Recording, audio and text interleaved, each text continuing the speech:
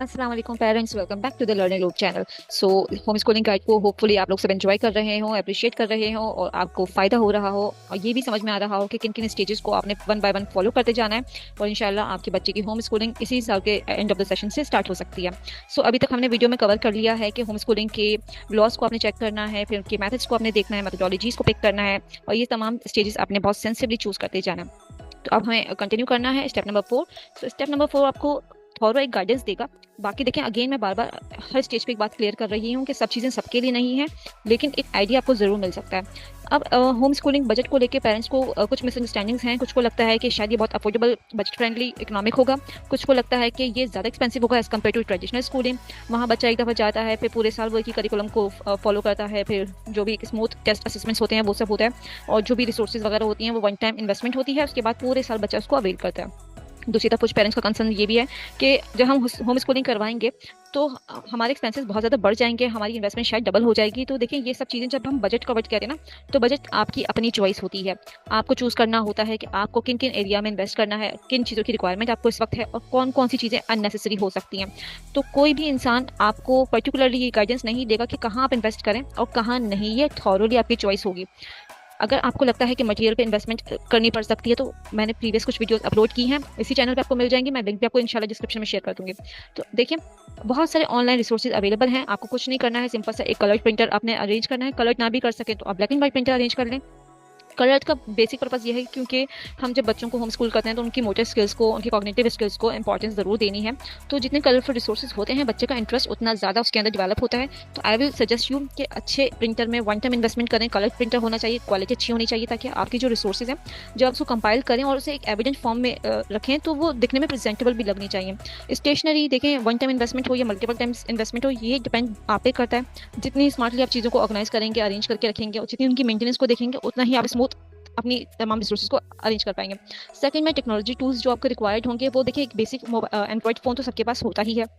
अब तो टैबलेट्स भी बच्चों के पास इजीली अवेलेबल होते हैं, आईपैड्स बच्चों के लिए बहुत कॉमनली अवेलेबल हैं। और एक कोई भी आप इकोनॉमिक्स अपने पास डेस्कटॉप सिस्टम चाहें तो वो रख लें। मैं सजेस्ट करूँगी कि आप डेस्कटॉप सिस्टम अरेंज करें, क्योंकि एक तो वो हैवी प्रोसेसर होता है और उसमें इतनी इतनी ज़्यादा प्रॉब्लम्स नहीं आती मेंटेनेंस के लिए ना। हाँ, थोड़ा बस वो जगह आपकी ऑक्यूपाई करेगा, लेकिन अदर देन लाइक जो लैपटॉप के इशूज़ हैं वो थोड़े ज़्यादा होते हैं, क्योंकि जितना आप लैपटॉप को यूज़ करेंगे उससे थोड़े चैलेंजेस आ सकते हैं इनकेस आप बजट को अगर फोकस करते हैं। बट अगर आप इन्वेस्टमेंट कर सकते हैं तो एक अच्छे लैपटॉप पर इन्वेस्ट करना भी आपके लिए एक गुड डील हो सकती है। थर्ड चीज़ आती है कि जब आप होम स्कूलिंग करेंगे, हो सकता है कि कुछ पेरेंट्स जो हैं वो ऑनलाइन स्कूल्स को अप्रोच करें जो कि होम स्कूलिंग सर्विस देते हैं, या फिर हो सकता है कि आप किसी स्पेसिफिक वेबसाइट के लिए सब्सक्रिप्शन परचेज करना चाहें, या हो सकता है कि आप लर्निंग ऐप्स को जो है अवेल करना चाहते हैं और उनके लिए कुछ पेड सर्विसेज लेनी पड़े। तो ये सब देखें आपके अपने ऊपर डिपेंड करता है। अगर आप चाहते हैं इन तमाम चीज़ों में इन्वेस्ट करना, तो डेफिनेटली उसके अकॉर्डिंग आप अपना बजट लाइन अप कर सकते हैं। देन इट कम्स टू कि आपने क्या क्या फर्नीचर्स आपके पास होना चाहिए, क्या वर्क स्पेस आपने बनाना है। So yes, this is really an important thing. हम जब भी स्कूल्स में जाते हैं अपने बच्चों के एडमिशन के लिए, स्पेशली प्राइमरी स्कूल्स के बच्चों की बात हो रही है, तो हम मेक श्योर करते हैं कि स्कूल के जो क्लासरूम का एनवायरनमेंट है वो बच्चों के लिए कोजी हो, कंफर्टेबल हो, हाइजीन उसमें मेंटेन की गई हो, डस्ट फ्री होना चाहिए, किसी भी किस्म के एलर्जिक इशूज बच्चों को ना हो जाए, फिर वेंटिलेशन प्रॉपर होनी चाहिए। तो ये तमाम क्राइटेरिया आपको अपने घर में भी इंश्योर करना है। देखिए, जगह तो आप, अगर हम वर्क स्पेस की बात करें तो it can be your balcony, it can be your garden, it can be room corner in your room, it can be your dining room. ये तमाम चीज़ें आपके पास आपके आसपास ही अवेलेबल हैं और इसके बारे में डिटेल में हम इंशाल्लाह नेक्स्ट स्टेज पे बात भी करेंगे। तो ये सारी इन्वेस्टमेंट आपने अपने अकॉर्डिंग अपने बजट के थ्रू देखनी है और कोई इतना रॉकेट साइंस नहीं होगा।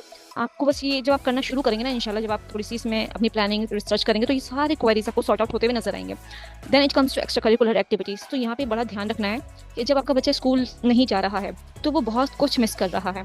सबसे इंपॉर्टेंट कि उसकी जो एक रूटीन होती है आने जाने की, अपने क्लासमेट से मिलने की, अपने पेयर्स के साथ टाइम स्पेंड करने की, अपने स्कूल को स्कूल के पूरे स्टाफ के साथ एक इंटरेक्शन करने की, तो वो तमाम चीज़ें बच्चे की लाइफ से ख़त्म हो जाएंगी। यहाँ पे आपने इसका एक बहुत ऑथेंटिक सब्स्टिट्यूट बना के रखना है कि हर वो एक्टिविटी जो कि स्कूल जाने वाले बच्चों को करने के लिए प्रॉब्लम फेस करनी पड़ती है, टाइमिंग इश्यूज होते हैं, स्कूल जाते हैं, मदरसा जाते हैं, घर आके ट्यूटर से पढ़ते हैं, तो उनके पास एम्पल टाइम नहीं होता कि वो अपनी एक्टिविटीज़ जो हैं कर सकें या अपने लिए स्पोर्ट्स का टाइम निकाल सकें। होम स्कूलिंग बच्चों को ये एडवांटेज बड़े आराम से मिलता है। आप उन्हें हर तरह के क्रिएटिव कोर्सेज करवा सकते हैं, आप उनको हर तरह के स्किल बेस्ड कोर्सेज करवा सकते हैं।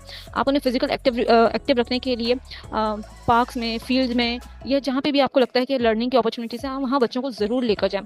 कराची की बात करें तो यहाँ पे बहुत सारे ऐसे पॉइंट्स हैं जहाँ पे बच्चों को स्पेशली आप ले जाकर उन्हें गार्डन्स विजिट करवा सकते हैं, उन्हें म्यूजियम्स विजिट करवा सकते हैं, उन्हें सी शोर दिखा सकते हैं। तो बहुत सारी ऐसी जगह आपको मिलेंगी जहाँ अगर आप लेकर जाएं तो बहुत सारे डिफरेंट सब्जेक्ट्स को आप कवर कर सकते हैं। ठीक है, then it comes to social exposure और फील्ड ट्रिप्स। ये तो आपके मतलब ये थॉरली आपकी अपनी चॉइस है, अगर आप इसको करना चाहते हैं तो करें, स्किप भी कर सकते हैं।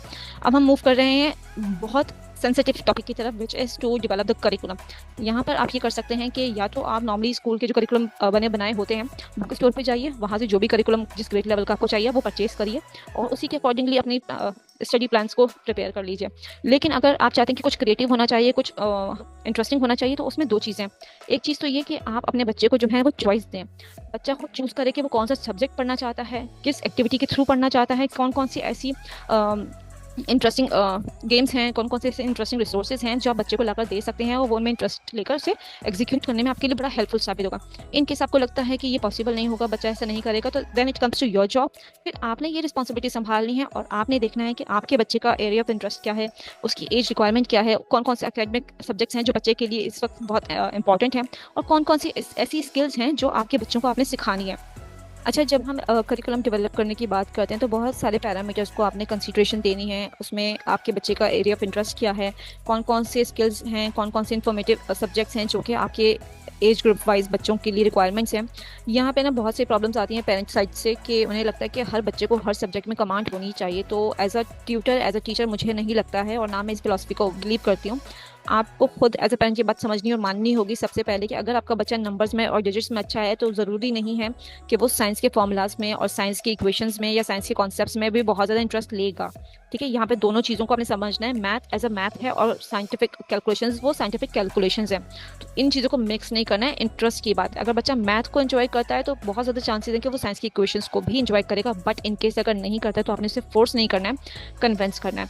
हो सकता है कि आपका बच्चा साइंस में इंटरेस्टेड ना हो के आर्ट्स में इंटरेस्टेड हो, या हो सकता है आपका बच्चा आर्ट्स में इंटरेस्टेड ना हो के साइंस में इंटरेस्टेड हो। तो ये बहुत एक आई वुड से कि बहुत बारीक सी एक लाइन है जिसमें आपको खुद आइडेंटिफाई करना होगा कि आपके बच्चे के लिए इस वक्त क्या चीज़ बहुत इंपॉर्टेंट है, और वही चीज़ आपने अपने करिकुलम में एग्जीक्यूट करनी है। इंशाल्लाह नेक्स्ट वीडियो में आपसे मिलते हैं और डिस्कस करते हैं और बहुत सारे इफेक्टिव पॉइंट्स को। आई हैव बिन ट्राइंग कि आपको बहुत सारे जो हैं आपके क्वेश्चंस क्वेरीज इस वीडियो के थ्रू, इस गाइड के थ्रू क्लियर आउट हो जाएं। करिकुलम को लेकर अभी और बहुत सारे ऐसे पॉइंट्स हैं जिनके लिए सेपरेट वीडियो की रिक्वायरमेंट होगी। इंशाल्लाह जब ये सीरीज़ फिनिश हो जाएगी तो उसके बाद कुछ ऐसे और सब्जेक्ट्स हैं जो इसी वीडियो से रिलेटेड हैं और आपको उसके लिए डिस्क्रिप्टिव नॉलेज होनी ज़रूरी है। तो हमारे साथ रहिए, यूट्यूब पे हमारे चैनल को ज़रूर फॉलो कीजिए, सब्सक्राइब कीजिए और हमें इसी तरह से अप्रिशिएट करते रहिए। मिलते हैं नेक्स्ट वीडियो में इंशाल्लाह। अल्लाह हाफिज़।